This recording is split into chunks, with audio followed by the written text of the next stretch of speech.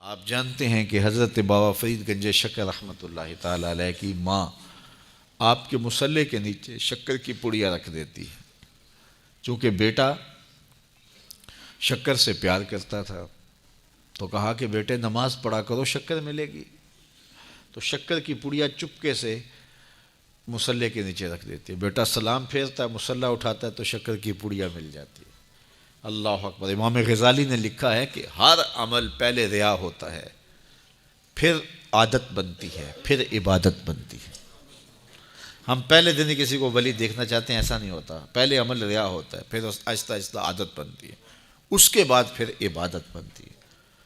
تو پہلے اس کے مصلے کے نیچے پڑیا رکھ دیتی ہیں ماں۔ کیا آج کی ماں بیٹے کے مصلے نیچے چاکلیٹ نہیں رکھ سکتی؟ آج کی ماں اس کو نمازی بنانے کے لیے کوئی اس کو لالچ نہیں دے سکتی، کوئی ذریعہ اختیار نہیں کر سکتی؟ بابا فرید کی ماں، آج کی مائیں تو ماشاءاللہ بڑی پڑھی لکھی ہیں، اللہ اکبر۔ وہ تو سادہ دور تھا، لیکن سادہ مزاج ماں اپنے بیٹے کو ولی دیکھنا چاہتی ہے۔ آج کی ماں اپنے بیٹے کو ڈاکٹر دیکھنا چاہتی ہے، انجینئر دیکھنا چاہتی ہے، اچھا بزنس مین دیکھنا چاہتی ہے۔ میں کہتا ہوں بنے، ہمیں خوشی ہے، لیکن سب سے پہلے ماں یہ سوچے کہ میں اپنے بیٹے کو عاشق رسول دیکھنا چاہتی ہوں، میں اپنے بیٹے کو اچھا انسان دیکھنا چاہتی ہوں، اچھا مسلمان دیکھنا چاہتی ہوں۔ باقی صفات بھی اس میں پیدا ہوں، لیکن جو بنیادی صفت ہے وہ بچے کے اندر کوٹ کوٹ کے بھر دی جائے۔ تو حضرت بابا فرید کی ماں پڑیا رکھ دیتی ہے شکر کی۔ اللہ اکبر۔ ایک دن کہیں گئی تھیں، واپس پلٹی تو راستے میں ہی لیٹ ہو گئیں۔ تو دل میں رہ کے خیال آ رہا ہے آج بیٹا مصلہ اٹھائے گا تو میں نے تو آج شکر کی پڑیا نہیں رکھی۔ پھر ماں جھولی پھیلا کے راستے میں دعا کرتی ہے، مالک فرید کی ماں کی محبت کی لاج رکھ لینا۔ اس نے یہ ایک طریقہ، ایک حکمت، ایک ہیلا کیا ہے اپنے بچے کو نمازی بنانے کا، مالک فرید کی ماں کی لاج رکھ لینا۔ واپس جب گھر پلٹیں تو بچہ نماز پڑھ چکا تھا، تو آتے ہی پہلا سوال کیا، بیٹے نماز پڑھ لی ہے؟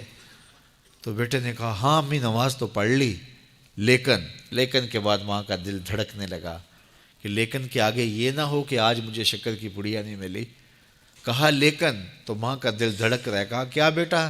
کہا لیکن ماں آج جو شکر کی پڑیا ملی ہے نا، اس کا چس ہی کوئی اور تھا، اس کا مزہ ہی کوئی اور تھا، اس کا لطف ہی کوئی اور تھا۔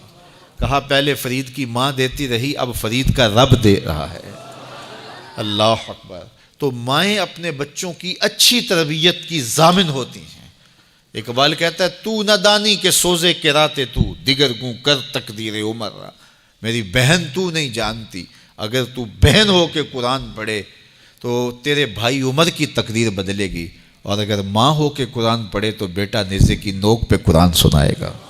تو یہ ماؤں کا اثر ہوتا ہے، ماں کی تربیت کا رنگ ہوتا ہے۔ حضرت خواجہ قطب الدین بختیار کاکی رحمۃ اللہ تعالی علیہ 14 پاروں کے حافظ تھے۔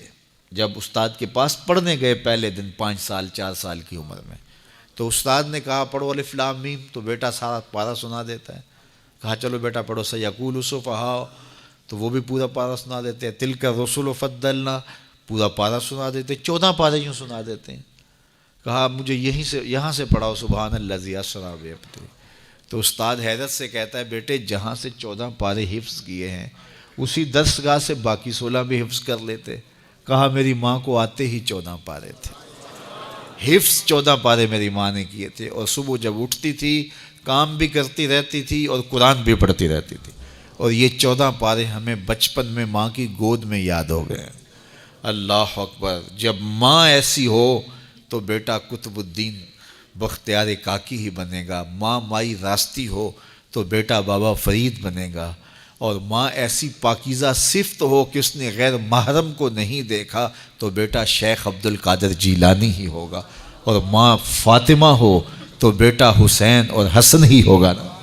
تو ماؤں کی تاثیر ہوتی ہے، ماؤں کی تربیت کا رنگ اترتا ہے اولاد کی تربیت میں، اور ان کی عادات میں جھلکتا ہے۔ کسی شخص کی اچھی تربیت ہوئی دیکھیں تو دیکھیں اس کے پیچھے اس کی ماں کھڑی ہے، اس کا باپ کھڑا ہے، تو ماں باپ کی صالحیت کے اثرات مرتب ہوتے ہیں۔ تو باپ اپنی اولاد کو حرام کا ایک لقمہ بھی نہ کھلائے، اور ماں اپنی عصمت کی حفاظت اپنی جان سے بڑھ کر کے کرے تو پھر نتیجہ کیا ہوگا کہ صالح اولاد پیدا ہوگی۔ لیکن جب ہم اپنے لقمے کا خیال نہیں کریں گے کہ پاکیزہ ہے یا ناپاکیزہ، اور ماں پردہ کرنا نہ کرنا اس کو کوئی فرق ہی نہیں سمجھتی ہے، تو پھر وہ بھول جائے کہ اس کی اولاد صالحیت کے رنگ میں ڈھلے گی۔ تو اچھی مائیں اچھی اولاد کی تربیت کی ضمانت ہوتی ہیں، اور لقمہ حلال اچھی اولاد کی تربیت کا ضامن ہوتا ہے۔